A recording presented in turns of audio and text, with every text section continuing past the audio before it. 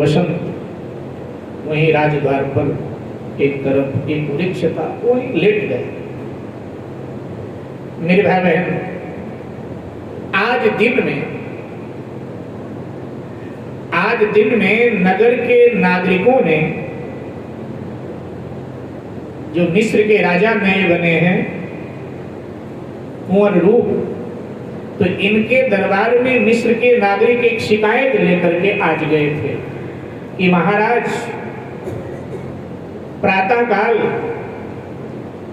जंगल से निकल करके खूंखार शेर नगर की ओर आ जाता है, और जब नगर का द्वार खुलता है, लोग बाहर शौच आदि के लिए निकलते हैं तो उनको खा जाया करता है। ये महीनों से हो रहा है महाराज, वो काबू में नहीं आ रहा है, मारा नहीं जा रहा है हम लोगों से। तो सरकार, हम आपके पास फरियाद लाए हैं कि आप कोई यत्न करो, अन्यथा नगर के अनेक नागरिकों को मार चुका है और ये अन्य लोगों को भी मारेगा। ये दिन में फरियाद लाए। तो राजा रूप ने कोतवाल को बुलाया, उस समय कोतवाल कोई पद होता रहा होगा। कोतवाल को बुलाया और कहा कि भाई 1,00,000 रुपए का पुरस्कार दूंगा जो उस शेर को मार देगा। वो प्रातःकाल आता है, तो प्रातःकाल उस शेर को जो मारेगा उसको 1,00,000 रुपए का पुरस्कार दूंगा, ऐसा कोई व्यक्ति तलाशो। कोतवाल ने कहा, सरकार अगर मैं मार दूं तो? बोले आप मार दो तो आपको 1,00,000 रुपए मिल जाए। बोला ठीक है, प्रयत्न मैं यही करूंगा कि मैं ही मारूं। बोले ठीक। और ये विचार करके वो अपने घर गया, और जैसे पिछले पहर की रात्रि प्रारंभ हुई तो अस्त्र शस्त्र लेकर के कोतवाल प्रमुख द्वार की ओर चल पड़ा। प्रातःकाल होने वाला था, शेर उसी समय आता था, उसको पता था इस समय लोग बाहर निकलने लगते हैं। तो शेर आया, अभी द्वार खुला नहीं था, वसंत जग गया था, उठकर बैठा था। उसने देखा शिकार तो सामने है, इसी को खा जाता हूं। और शेर ने जैसे उस पर हमला किया तो अब उसके पास अस्त्र शस्त्र है। उसने ऐसा बाण मारा कि बीच से शेर फट गए, और उधर शेर बीच से फटा और इधर द्वार खुला, राजद्वार खुला। और जैसे कोतवाल बाहर निकला तो देखा शेर तो मरा पड़ा है। उसने द्वारपालों से कहा, अरे इस शेर को किसने मार दिया? द्वारपालों ने कहा कि ये पथिक रात में आया था, कह रहा था नगर में जाना। हमने कहा नगर में तो जा नहीं सकते हो, नगर का द्वार बंद हो गया है, प्रातःकाल खुलेगा तो जाना। कोई परदेशी है, यहीं बैठा था और शेर आया। हम लोग भी भाले लेकर तैयार हुए थे, इतने में तो इसने बाण से उसको मार दिया। कोतवाल ने द्वारपालों को अपने नजदीक बुलाया और कहा कि इस तरह से महाराज ने पुरस्कार रखा है 1,00,000 रुपया। मैंने कहा था मैं ही मार दूंगा, लेकिन इसने मार दिया। इसको तो ये बात पता नहीं कोई परदेशी है। ऐसा करते हैं ना, हम लोग इसको मार देते हैं, इस परदेशी को मार देते हैं। अभी अंधेरा है, अभी सभी लोग कहाँ नगर की जगह हैं, कहीं इसको गड्ढा खोद कर दबा देते हैं जमीन में। 1,00,000 मुझे मिल जाएगा, मैं कह दूंगा शेर को मैंने मारा, तुम लोग गवाही दे देना कि इन्होंने मारा। 1,00,000 मिल जाएगा, उसमें 50 मेरा और 50 तुम्हें दे दूंगा, आधा आधा 25-25 तुम बांट लेना। प्रलोभन में द्वारपाल आ गए, बोले पक्का। अब वो बेचारा बैठा हुआ था वसंत, इसने ऐसा निशाना भेदन करके भाला मारा कोतवाल ने कि भाला जाकर उसके गर्दन में लगा और एकदम वो ढह गया, बेहोश हो गया। और उसके बेहोश होते ही तीनों ने उठाया, जल्दी जल्दी उसको दूर ले गए, वहां से दूर एक तालाब के किनारे गड्ढा खोदा और गड्ढा खोद करके उसको दबा दिया। वो मरा नहीं था, बेहोश था, सोचा मर गए, दबा दिया। और इसके बाद में द्वारपाल आ गए अपने पहरे पर और कोतवाल चला गया भीतर। जब दरबार लगा तो जा करके राजा से कहा कि सरकार आपका काम मैंने कर दिया है। अच्छा सच? अरे महाराज यकीन नहीं, द्वारपालों से पूछो, गवाह है। द्वारपालों को बुलाया, हाँ जी मेरे सामने इन्होंने ऐसे ऐसे मार दिया। ठीक है, 1 लाख रुपया पुरस्कार मिला, 50 स्वयं रखा और 50 उन दोनों को दिया, दोनों ने बांट। इधर दिन चढ़ गया।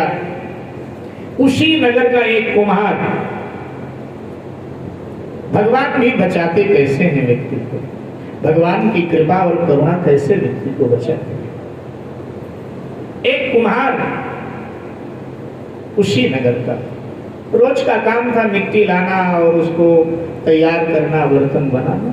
उनकी मिट्टी खत्म हो गई थी तो कोई संतान थी नहीं, वृद्ध थे कुम्हार कुम्हारी दोनों पति पत्नी। तो दोनों ने अपना गधा लिया, फावड़ा लिया और सुबह का समय चल पड़े तालाब से मिट्टी लाते। वहां गए तो देखा कुछ खोदा हुआ, बोले लगता है कोई और मिट्टी खोद के ले गया है। नजदीक गए तो कुछ खून पड़ा था, बोले खून पड़ा हुआ है, क्या है? तो हल्की हल्की आवाज आ रही थी कराह की। बोले अरे इस गड्ढे में तो कोई लगता है आदमी दबा है। और जब मिट्टी हटाया तो देखो ओ ये तो बड़ा सुंदर सा, बड़ी कम उम्र का लड़का है, लगता तो किसी बड़े खानदान का है, भाई चेहरा तो बता देता है। इसको ले चलना चाहिए, लगता है इसी नगर के किसी कातिलों ने काम किया है। इसको ले चलते हैं अपने घर, किसी से कहते नहीं, इसको ले चलते हैं, मिट्टी आज नहीं खोदे। तो उसी गधे पर उसको लिटा दिया, ऊपर से कपड़ा डाल, और वसंत को लेकर के इस तरह से कुम्हार कुमारी अपने घर ले आए। उसको गर्म दूध आदि पिलाया और बड़ी देर के बाद में उसको होश आया। और जब बड़ी देर के बाद में उसको होश आया तो पूछा कि बेटा कौन हो तुम? इस तरह से तुम वहां गड्ढे में दबे हुए पड़े थे, कौन? कहते हैं, कहावत है कि दूध का जला हुआ मठा भी फूंक फूंक कर पीता है। वसंत को लगा कि गुरु गोरखनाथ जी की कृपा से, उसे नहीं समझ आया गुरु गोरखनाथ जी थे, तो मैं कथा में बोल रहा हूँ, गुरु गोरखनाथ जी ने अपना कोई परिचय नहीं दिया था, बस उसको जीवन दान दिया। अपने आप से कहने लगा कि संत की कृपा से जैसे तैसे मैं बचा। अस्त्र शस्त्र लेकर राजद्वार पर आया और उस हिंसक शेर को मार दिया। और फिर पता नहीं कौन ऐसा दुराचारी अचानक पीछे से मुझ पर भाला का प्रहार कर और इस तरह गड्ढे में आ गया। उसको लगा मैं क्या बताऊं। उसने कहा कौन है माता पिता, कौन है? पूछा कुम्हार कुमारी ने। तो वसंत ने कहा कि देखो, धरती माता है मेरी, लो मन में समझी धरती।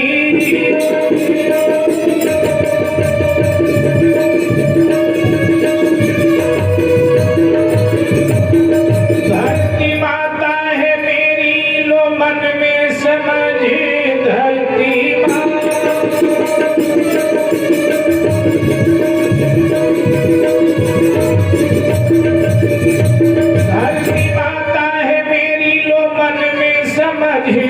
और पिता जान लो अब अंबर मेरा, अंबर माने आकाश, और पिता जान लो अब है अंबर मेरा। जिस जगह रोटी 200 की हमको मिले, घर वही है मेरा, घर वही।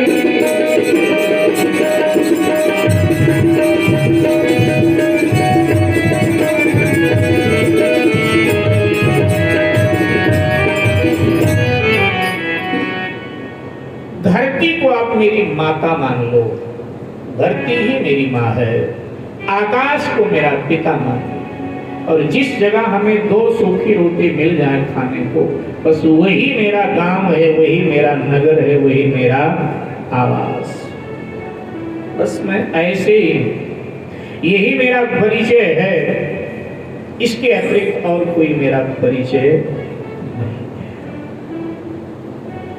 आप वहां से यहां लाए, आप मेरे जीवन दाता, आपने मेरे प्राणों की रक्षा की। रोते हुए बसंत के आंसुओं को बूढ़ी कुमारी ने अपने आंचल से पोंछा और कहा, बेटा राम के ही कृपा से मिला तू मुझे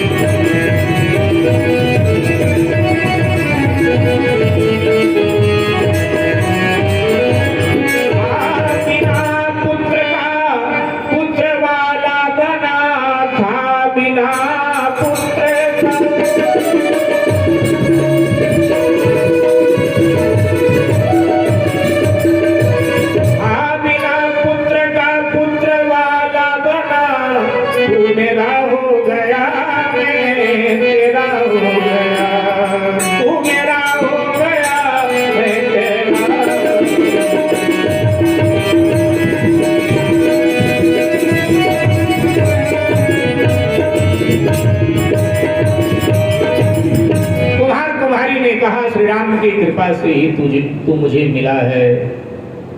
तेरा कोई नहीं और हमारा भी तो कोई नहीं है। मैं बिना पुत्र के था, आज मैं पुत्र वाला हूँ।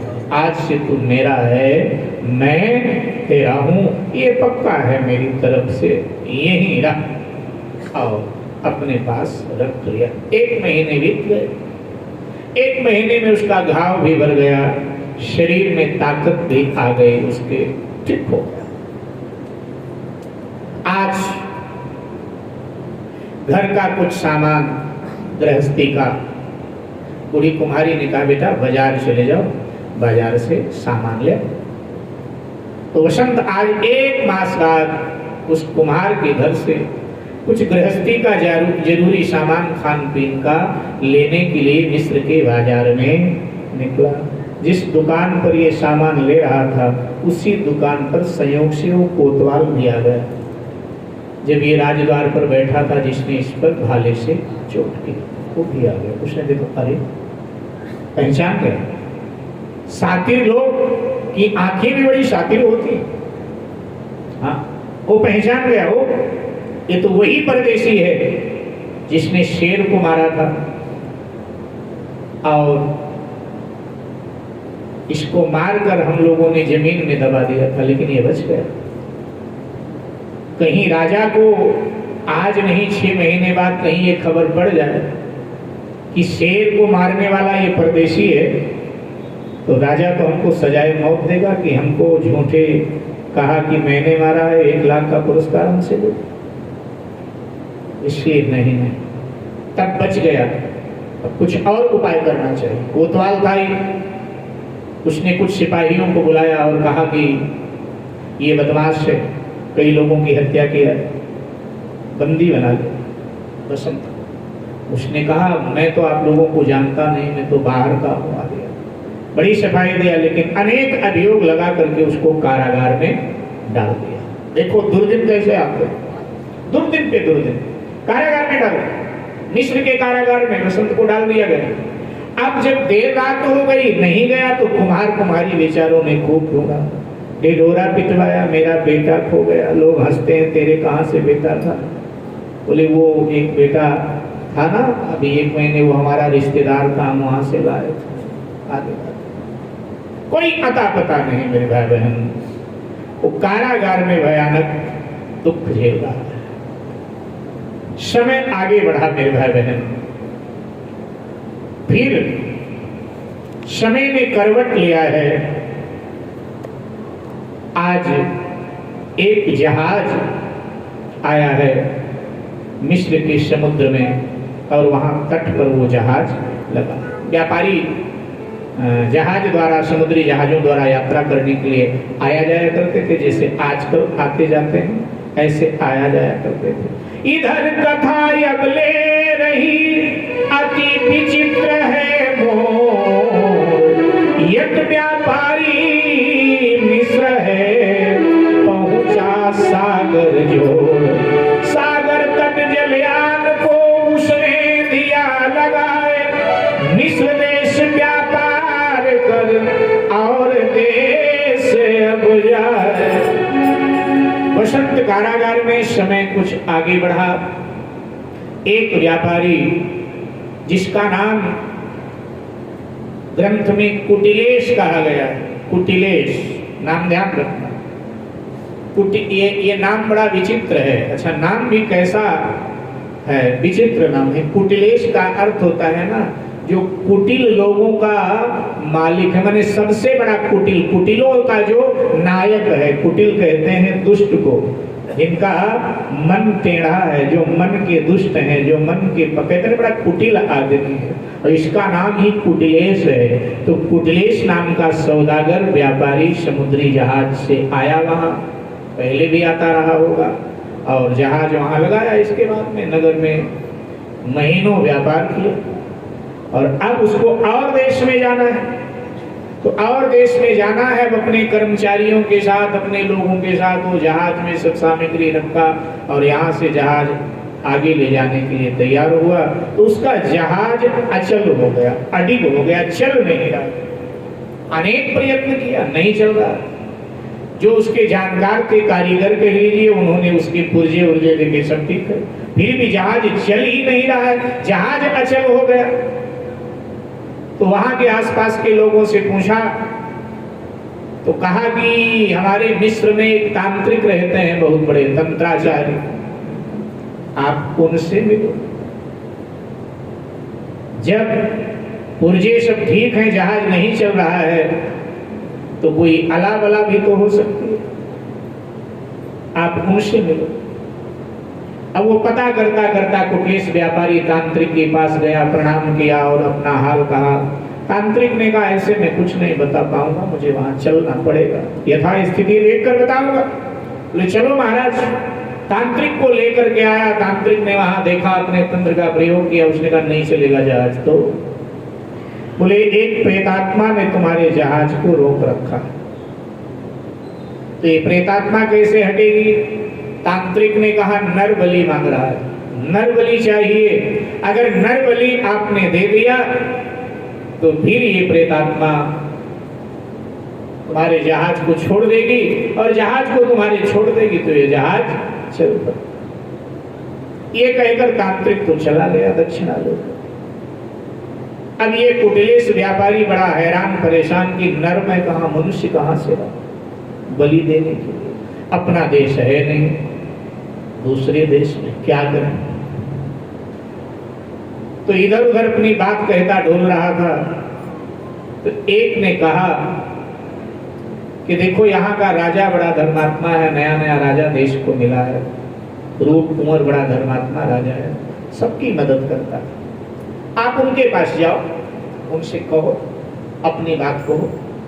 हो सकता है कोई ऐसा कैदी उनके पास हो जिसको सजाए मौत मिलनी हो, तो तुम्हें मिल जाए वो कैदी, तो लाके बलि दे दो। कुटिलेश व्यापारी ने कहा ये तो ठीक रहेगा। और आज वो राज दरबार में आया, और राज दरबार में आकर जहां सिंहासन पर रूप कुंवर महाराज बैठे थे, आकर के जय जयकार किया और अपनी समस्या कही। संक्षेप में कह रहा हूं, 7 बज गए। अपनी समस्या कही है। जब अपनी समस्या कही तो रूप कुंवर ने उसी कोतवाल को, कोतवाल बगल में बैठा था, कोतवाल से कहा भाई जिस कैदी को सजाए मौत तय हुआ हो देना, न्यायालय से सजा मिल गई होगी, इसको सजाए मौत दिया जाएगा, ऐसा कैदी इनको दे दो, कानून का भी पालन हो जाएगा और इनका काम हो जाएगा। इनको नरबलि देना है। उस समय मिस्र में नरबलि प्रचलित रही होगी उस समय, तो अब का पता नहीं क्या है। तो कोतवाल बड़ा प्रसन्न हुआ। कोतवाल ने कहा हाँ आओ, और जा करके वसंत को ही कारागार से निकाला और कहा इसको ले जाओ नरबलि दे। और कुटिलेश उसको लेकर के चल पड़ा। इधर मेरे भाई बहन कोतवाल ने समझा कि बहुत अच्छा हुआ, अब तो हमारा काम हो गया, हमेशा का कांटा गया, बहुत प्रसन्न हुआ। इधर वो लेकर के आ गए जहाज पर। अब बलि देने वालों के लिए, बलि देने वालों का स्वागत सम्मान किया जाता है। पहले उनको नहलाया धुलाया जाता है, तो उसको नहलाया धुलाया गया, बढ़िया बढ़िया वस्त्र पहनाए गए। और अब कुटलेश व्यापारी तमाम प्रकार के भोजन मिठाई सब लेके आ गए। बोले बेटा खाओ, जो चाहिए खाओ, या कहो तो और मंगाओ। बसंत के समझ में कुछ आ नहीं रहा। उसने कहा कि नहीं, मुझे तो भूख है नहीं, मैं कुछ खाऊंगा नहीं, लेकिन आप मुझे कारागार से निकलवा के यहाँ क्यों लाए? बोले ऐसे ऐसे जहाज अड़िग हो गया है, तांत्रिक ने कहा है नरबलि दो, सो इसलिए हम तुमको निकलवा करके लाए हैं यहाँ, तुम्हारी नरबलि देंगे। तो वसंत रो पड़ा। उसने कहा वाह साहब, आप मुझे पुत्र भी कह रहे हो और मेरी बलि भी देना चाहे, तो मैं कुछ नहीं खाऊंगा, तो चलो फिर आपकी बलि देंगे। बोले थोड़ा समय दे दो मुझे। क्या करोगे? मैं परमात्मा से, मृत्यु से पहले मैं परमात्मा से प्रार्थना कर लेता हूं, प्रार्थना कर लेता हूं। हो सकता है मेरी प्रार्थना से आपकी जहाज चल जाए, तो चल जाएगी, ठीक। नहीं चल जाएगी तो मेरी प्रार्थना पूरी होने के बाद मेरी बलि दे देना। तो प्रार्थना करके हम कथा को विश्राम दे देते हैं। प्रार्थना कर लेते हैं, कर ले, प्रार्थना कर लेते हैं। सो प्रार्थना करने लगा भगवान से। तो आइए प्रार्थना करते हुए हम भी विश्राम की ओर चलेंगे भाव श्रद्धा के साथ। यज्ञ अरज मेरी